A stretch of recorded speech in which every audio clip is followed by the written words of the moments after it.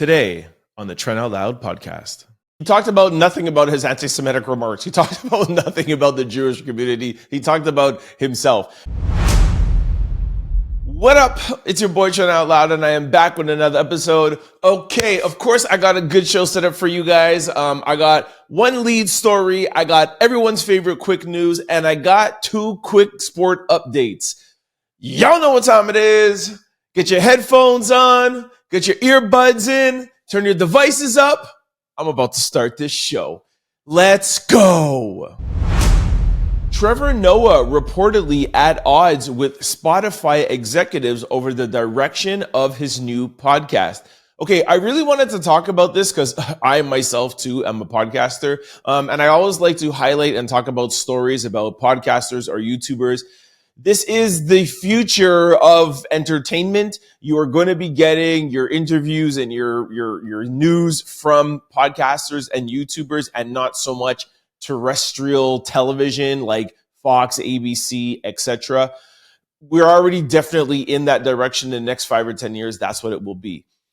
Other reason why I wanted to talk about it is that the whole point of having a podcast or having a YouTube channel is for you to be able to put out your own point of view, for you to put out the world as you see it.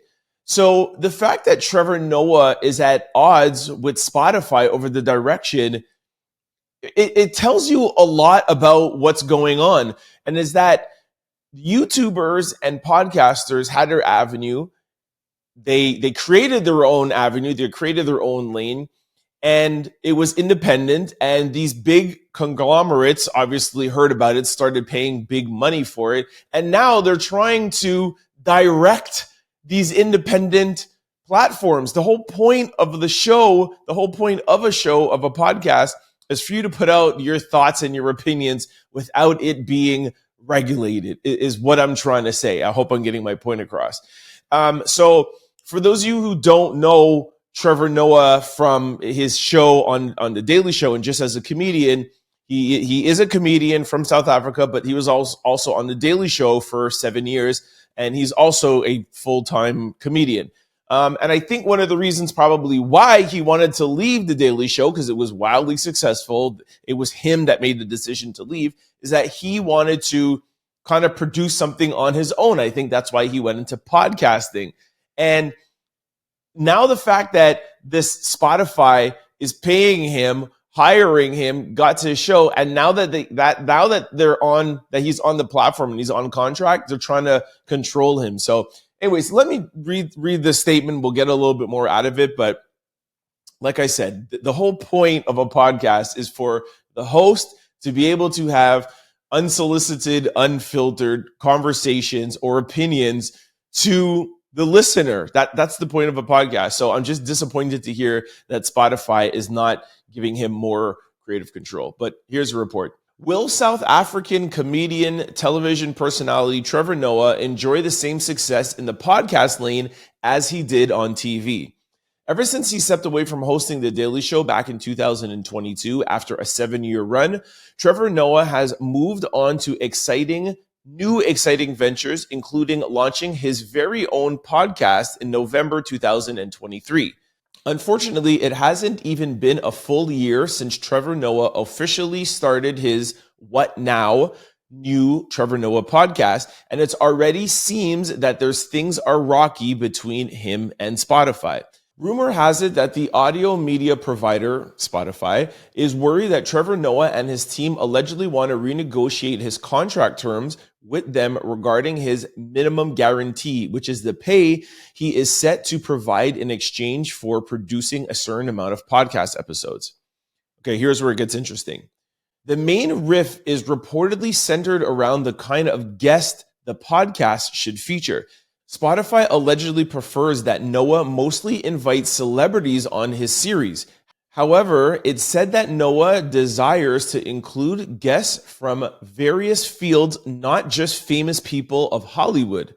In an interview back in November, Noah indicated that he would be just as intrigued to chat with company CEOs and scientists, clarifying that no matter the guest, he's going to have an A-list conversation.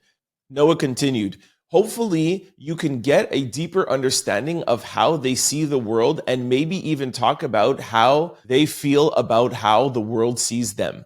Recently, a Spotify spokesperson seemingly danced around the brewing drama as they addressed reports of the alleged dispute and reportedly said, "We are happy with the show and we have no news on any changes." So there you have it. Like I said, Trevor wants to sit down with just people from around the world, CEOs, scientists, and I feel like that's why he left The Daily Show, because he was underneath a banner. It was The Daily Show. It was political. You had producers. It was on Comedy Central. You're on a network, and the network aims to deal with one issue, which is mostly political, and you go after that. He left, obviously, because he wasn't happy or he wanted to do something more. And it looks like he wanted to just talk to people. I think that's what Trevor loves about his job, or something that he loves doing.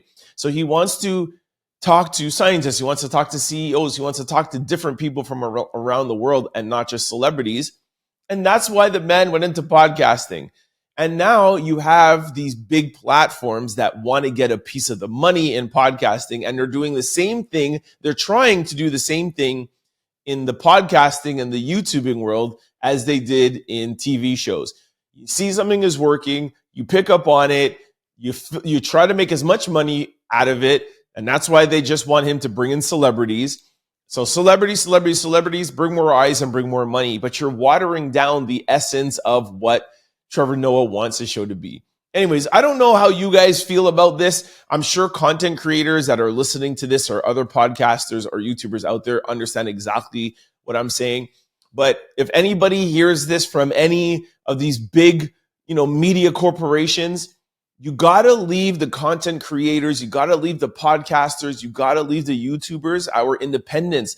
Let us control our shows. There's a reason why we chose this route, and we didn't choose to go the terrestrial route. Like that's the whole point of this new generation of YouTubers and podcasters. Anyways, that's all I wanted to say. Again, like I said, I hold these things close to my heart as a podcaster and somebody that loves to have his own platform and gets to speak his mind freely to the people like you who choose to listen or choose to tune in. And that's the beauty of it. And I would just hate to see that taken away. All right, that was my one lead story. Let's jump into some quick news. Ring my bell. All right, the Super Bowl numbers are finally in. I'm going to read you guys off some record-breaking numbers from the Super Bowl, from Super Bowl 58. It's crazy. Listen to this. Super Bowl 2024 was the most watched telecast of all times, reaching 123.4 million viewers. Yo, do you guys know how huge that is? It's the most watched television cast in the history of TV. I don't know how old TV is, but I know it's old, and I know there's been a lot of things telecasted. That is crazy. And I think more importantly, why that's such a crazy number is that, kind of like what I just talked about before, this new generation is so into TV, not TV, but YouTube and podcasting and repurposing content and not watching things right away.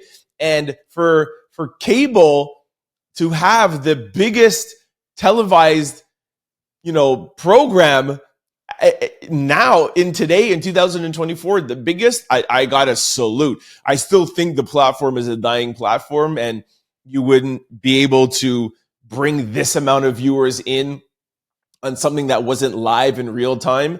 That's where the problem lies. Not to get back into what I was talking about before, but that's where the problem lies in this quick, fast-paced world. It's hard to get somebody to sit down and watch a television program at one time. But of course, for a live event like Super Bowl, you don't want to miss. And there's a lot of Super Bowl parties and events. So you'll never see a number like this for something that's not a live event. But you got to shout them out. Shout out to cable TV. Shout out to the NFL. And that's huge. For that to have been the most watched telecast of all times, that's crazy. All right, there's some other big numbers too. Like I reported last week, Usher didn't make a penny from his performance, but they're saying that Usher has earned an equivalent of $52.5 million in exposure for his Super Bowl halftime show. This was according to Apex Marketing. So what that tells you is that if he had to pay for the marketing that he got off of the Super Bowl, it would have costed $52 million. So those who are saying, oh my gosh, they need to pay their performers. Why does the performer get paid? You get back the equivalent in marketing dollars. And I also have another stat of how much they think Usher is going to make as a result of this. Hold on, let me find it. Usher's halftime show drew in fans by the masses. The 8-time Grammy winner's big moment pulled in 30.1 million households, according to new reports on Monday. This is a 5% bump compared to Rihanna's top-tier performance last year, where she performed solely and announced her second pregnancy. In comparison, Usher brought out fellow heavy hitters like Alicia Keys, who performed their hit My Boo, and Lil Jon and Ludacris, as the trio gave a nostalgic performance of their single, Yeah. Now here's this, listen to this. Considering that there were multiple people in each household, with many hosting Super Bowl parties, it's suspected that 100 million people in total tuned in to see Usher's performance. And if you calculate all the extra streaming numbers, concert sales, and CD sales, it's said that Usher could bring in close to $100 million just based off of his Super Bowl performance alone. That is crazy. Yeah, don't pay me. Give me close to $50 million in marketing exposure. And then over the next year or so, because my streams are going to go up, my album sales are going to go up, my concert sales are going to go up. And of course, he just released a new album last week, so that's going to sell. They say that he's going to rake in close to $100 million. So for those entrepreneurs out there, for those artists out there, for anybody else, making money, don't always think about the front end. Sometimes there's more money in the back end. Don't only think about what you're going to get paid up front. Think about what you're going to get paid after. Anyways, let me continue with these Super Bowl numbers. Okay, here's a fun number for you. Taylor Swift was on TV for a combined 54 seconds. So this is, of course, for everybody saying that they hate when the NFL always cuts to Taylor Swift all the time. They're saying if you add up all those cuts just during Super Bowl alone, Taylor Swift was on TV for 54 seconds. Now, I was always the one that was like, oh, who cares if they cut, they cut. If you add this up, that's actually a lot of time, because a Super Bowl commercial costs $7 million for 30 seconds. So to get a commercial spot for close to a minute would cost $14 million. Taylor Swift got close to a minute of airtime during the Super Bowl, and it didn't cost her a penny. Yo, shout out to Taylor Swift, man. That's big. Okay, the last number that I have for you is actually the ticket sales. And ironically, this is not the highest ticket sales of Super Bowls of all time. The average Super Bowl ticket price was $9,458, close to 10 G's. But like I said, I think it was Super Bowl 3 years ago where LA Rams against Cincinnati, the average ticket price was $10,086. So this one was $600 cheaper than the last one. But hey, that's the only number that didn't break records. And that's still pretty high, because all the other Super Bowl ticket prices around there were $4,000, $6,000, $8,000, and then $7,000. So this one was close. I don't know why everybody wanted to go to the LA Cincinnati one, or maybe the prices were higher, but now inflation. Anyways, I don't know. That is the only record. That's the only stat that Super Bowl 58 did not break, was actually the admission and the price for seats. So anyways, that is it. I think this is going to be my last thing that I talk about with the Super Bowl. That's why I put it all in one quick news section. For those of you who are not in Super Bowl, sorry. That's all everyone's been talking about last week and this week. But I think that's it. I think that wraps it up. That is Super Bowl 58. And by the way, I just want to highlight that my Kansas City Chiefs won. Usher asked Justin Bieber to perform at the Super Bowl halftime show with him, and Justin said, "Sorry, but I am not feeling it." Sorry, first of all, I know I just said I wasn't going to talk anymore about Super Bowl, but this is not actually Super Bowl or the game. This is the halftime show. This is something else. But I was one of the ones that was asking, like, where is Justin Bieber? Why isn't he here? For those of you who don't know or wondering why we're even talking about Justin Bieber and Usher, Usher didn't necessarily discover Justin Bieber. It was Scooter Braunson, but Usher was the one to sign him and bring him into the music industry. So Usher is like Justin Bieber's protege. Ironically, actually, Justin Timberlake was also trying to sign him too, but he decided to go with Usher. So yes, that is like his protege. That's his big brother. That's, I think he's still probably signed to Usher in some form or fashion. So of course, Usher would want to bring him out on stage with him, Alicia Keys, Little John, and Ludacris. That's his family, right? That's his musical family. We're going to always remember him. So why wasn't he on stage? So when I heard that he wasn't going to be there, I said, okay. But then I also heard that he turned him down. So I thought there may be some beef. But I actually read something yesterday. I can't find out where I read it. I don't have a screenshot of it, or I can't read the report. But what somebody said is that Justin Timberlake, not Justin Timberlake, Justin Bieber, was actually going through some kind of like some mental health issues, and he hasn't performed in the past 2 years. So that is your explanation on why he didn't perform. He actually just performed in Toronto for the Toronto All-Star game, but it was kind of like at a little kind of hotel, a small venue. Justin Bieber was diagnosed with Ramsay Hunt syndrome, I think is the name of it, where I think it was like half of his face was paralyzed. So ever since he had that diagnosis, he's never kind of been back out too much in the public eye, especially out performing. So now when you think about it, it all makes sense. He got diagnosed with this very, very rare disease where half of his face was paralyzed. He decided to take some time off, mental health issues, wasn't feeling it. And of course, if you take a year or 2 years off from performing, you don't want your first performance back to be on Super Bowl. Imagine if it didn't go well. So we could put all of the rumors to bed. There's no beef between Justin Timberlake. Sorry, I keep saying Justin Timberlake. Between Justin Bieber and Usher, he just didn't want to get back on that stage, and that's why he said he wasn't feeling it. So there you have it. Kanye West spent $7 million on a Super Bowl commercial that brought him in $19.3 million in sales in 24 hours. Once again, I know I said I wasn't going to talk about the Super Bowl, but this is a commercial now, okay? It's not about the game. But anyways, Kanye West filmed the commercial on an iPhone, and then he pointed people to his website, and then apparently he says his sales were close to $20 million.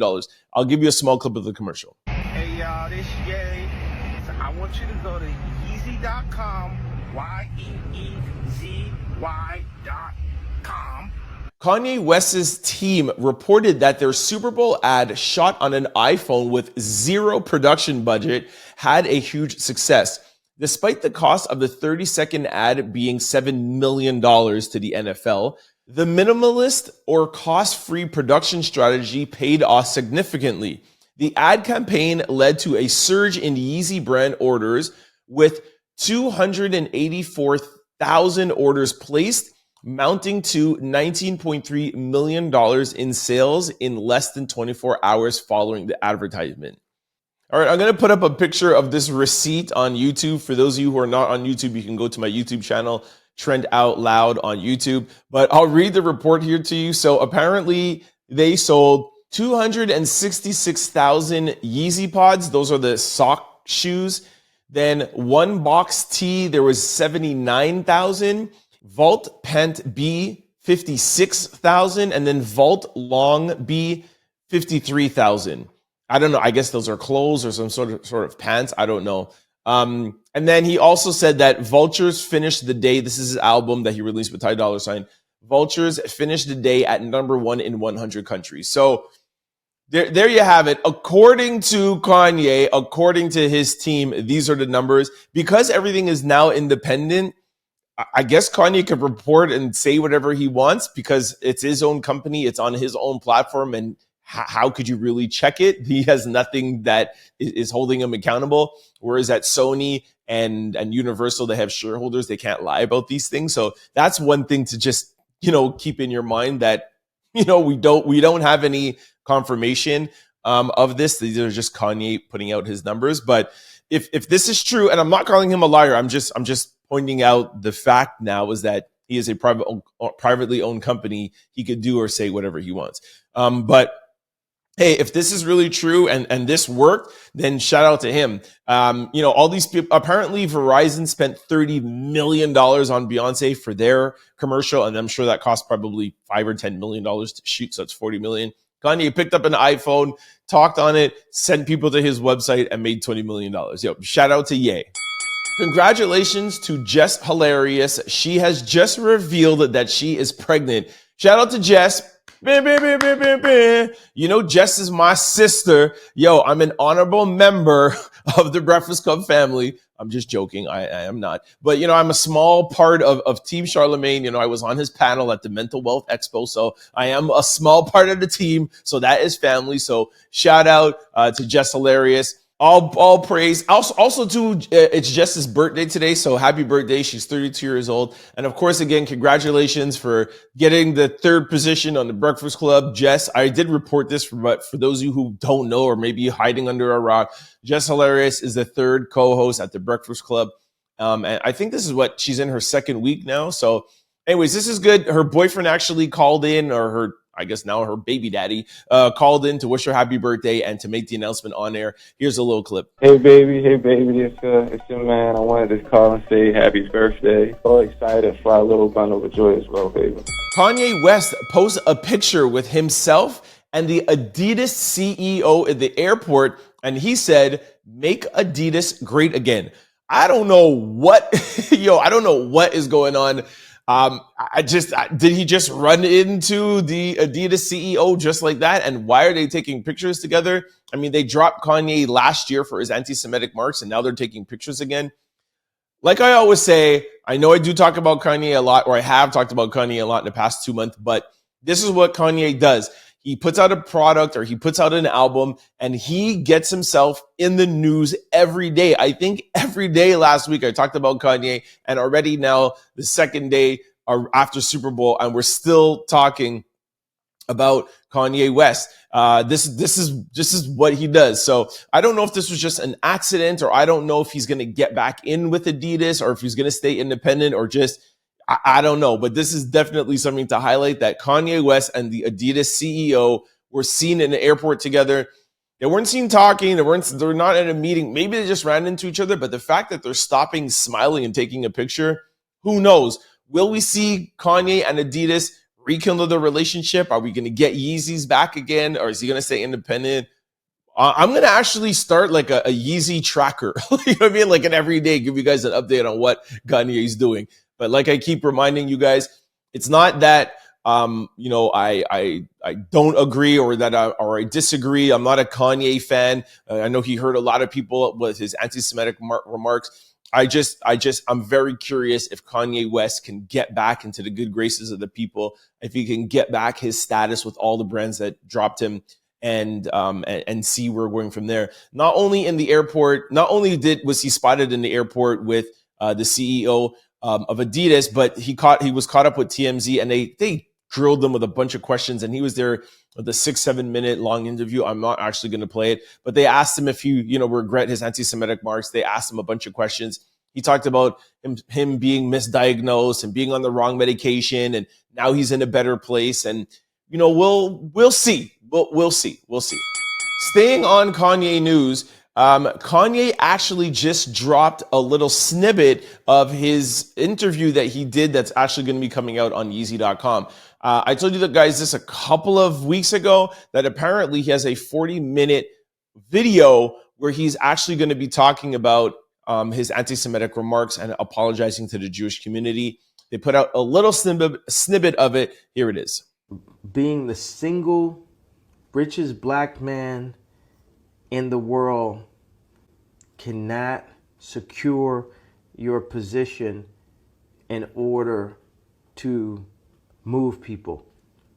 Right. A king needs an army, and it became an army. Okay, I couldn't play the whole thing for you guys, but that's just a little clip to show you that he talked about nothing about his anti-Semitic remarks. He talked about nothing about the Jewish community. He talked about himself. But again, it was a 30-second snippet. Like I said, I cannot play the whole thing for copyright issues. However, that's why I played that little line about being king, because it sounds like it's Kanye just being Kanye. But apparently there's supposed to be a big chunk of that video will be him addressing his anti-Semitic remarks, and we'll see if this could be the catalyst and the thing that gets him back in the good graces of these companies that dropped him last year. Shout out to SZA. SZA celebrates SOS becoming the first album by a Black female artist to spend over a year in the top 10 on the Billboard 200 charts. Yo, shout out to SZA. Bam, bam, bam, bam, bam. Yo, that's huge. SZA won big at the Grammys, but she did not win Album of the Year. And even Billboard had to come out and say, how could you give the Grammys to Taylor Swift and not give it to SZA when she has been in the top 10 on Billboard for the past year? And now, the week after the Grammys, or 2 weeks after the Grammys, or whenever it was, now her album is officially the longest running by a Black female on Billboard. This is just nuts. Like, I just don't understand why she didn't win Album of the Year. But let's remain positive and talk about the positive side of it, that now she has broken that record and her album SOS is still in the top 10 on Billboard a year after releasing. So shout out to SZA. Congratulations to Usher, who reportedly married his longtime girlfriend Jennifer in Las Vegas after the Super Bowl. Again, sorry, I mentioned the Super Bowl again. Okay, but he got married after, so it's fine.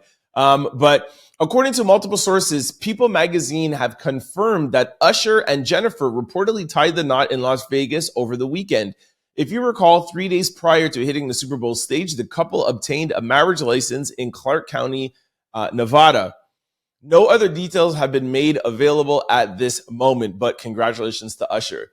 But yeah, so this is confirmed. I think I said this maybe last week, or maybe I don't know if I said it or not. But yeah, apparently he got married in Vegas to his girlfriend after the Super Bowl halftime show. So shout out to Usher. He is killing it. Usher is on top of the world right now. The Super Bowl halftime show, going out on tour, new album, and now new wife. Apparently, I think they have 1 or 2 children together. So this is probably why they got it done in Vegas, and it was something quick. It's not like not like they're still in the honeymoon stages. He didn't just meet her. They've obviously been together for a while. That's why they're saying that's his longtime girlfriend. But regardless, shout out to Usher. Shout out to Jennifer. Let's go. Jermaine Dupri flexes for the gram in his Louis Vuitton socks after they caused a controversy during the halftime show. Again, oh my gosh, I'm totally regretting at the top of this show saying that I wasn't going to talk about Super Bowl anymore, because this is now, again, I think the 3rd time since I've said it. But I think this is probably my last Super Bowl mention. But anyways, for those of you who watched the halftime show, you know that Jermaine Dupri got tore up in the online after the halftime show because his outfit was atrocious. And now he's apparently coming out saying that his socks were Louis Vuitton. Pharrell gave them to him, and he put out a picture, and it has a little, I don't know, pearl on it or whatever. But I don't know what he thinks this is going to do. Like, the fact that they were Louis Vuitton socks doesn't make it any better. For those of you who are not seeing this right now, please go to my YouTube channel at Trent Out Loud and see this. It is hilarious. This guy looked like a church girl, or what do you call them? Those girl guides that used to like go to your house and sell cookies. Like, that's what he looked like. I don't know why he was dressing up like that and what he thinks putting out these, telling us that these are Louis Vuitton socks that are going to make a difference. You're still going to get dragged. Anyways, Jermaine wrote, ha, ha, ha. Okay, I ain't have time for y'all last night. I was too drunk. Me and my homies performed at the Super Bowl, but I will say it's funny as hell. Yo, Pharrell, you seen this? Anyway, so at least he's having fun with it, but yo, those socks were horrible. All right, this brings us to question of the day. A YouTuber put out a video the other day and said, if you only make $50,000 a year, you shouldn't date. So my question is there a certain price tag? Do you have to make a certain amount of money to be able to date? So if you're making $50,000, don't date. I'm just being for real. You're not ready to date. Everything costs. You can go for 22 walks in the park. Eventually, shorty is going to need a sip of something. She's going to be thirsty. This bottle of water is $3 in Atlanta. Let's not play. So this is crazy. Let me go to the comment section. Chris Smith 52 wrote, we got to start a petition and get Best Buy and Amazon to stop selling podcast equipment. No, that's cold.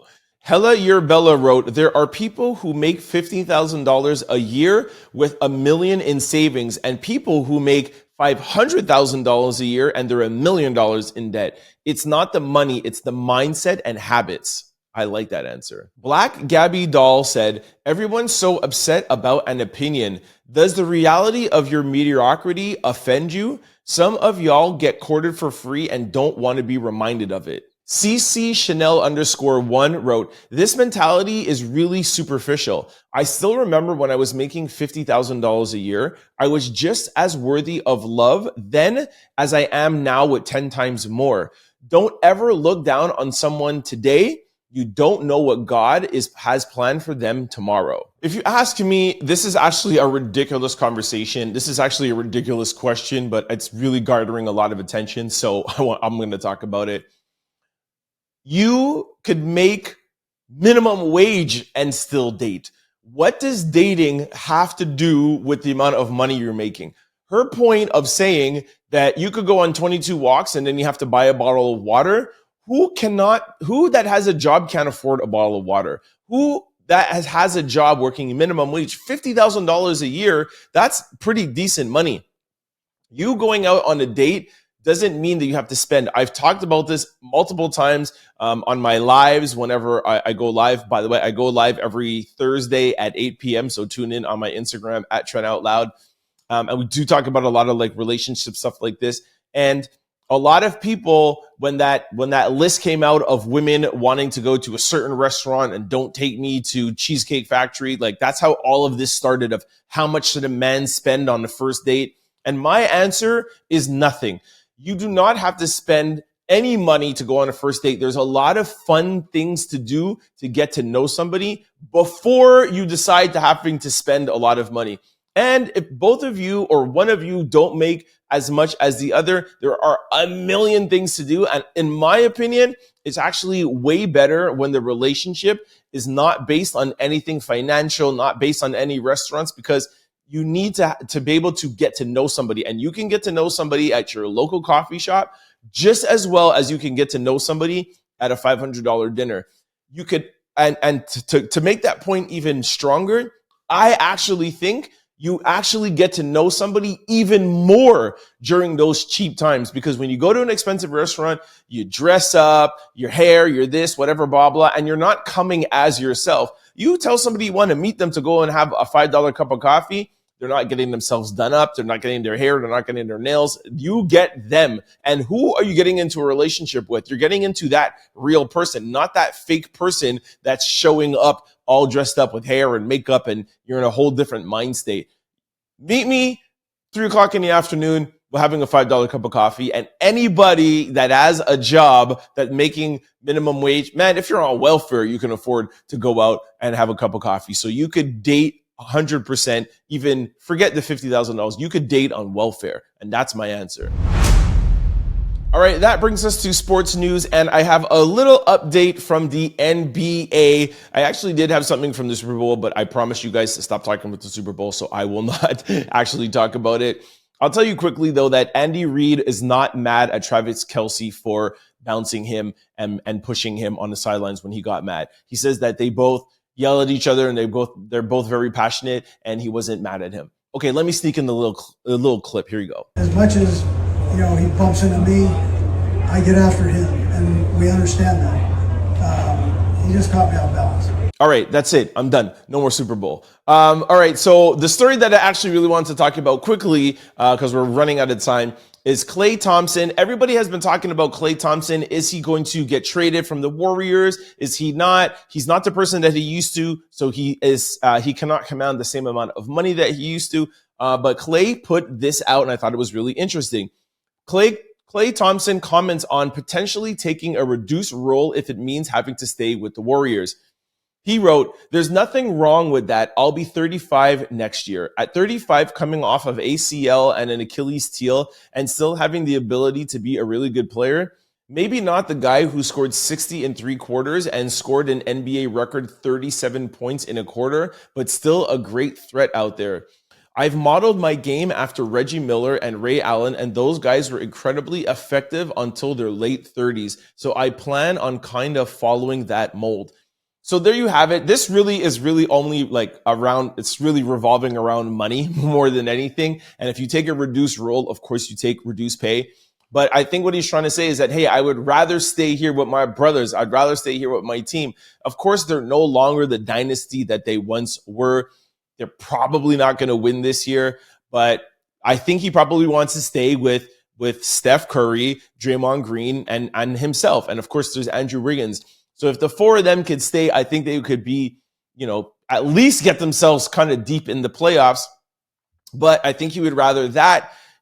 He's had his money. He's made his money. I'm sure he would rather stay there and end his career there and maybe hopefully to bring the Warriors back to a finals instead of going to another team getting $5-10 million more than he would with the Warriors, getting maybe a starting position, but it's not with the Warriors and it's not with a team that's going to go to the finals or in the playoffs anyway. So I agree with this. I like my players staying on one team. I like them staying with the franchise for their entire career, if possible. I don't know if Klay has actually been there his entire career, but regardless, even if he wasn't, we know Klay as a Warrior. And like Stephen A. Smith has said that there will be a Klay Thompson statue outside of the arena one day.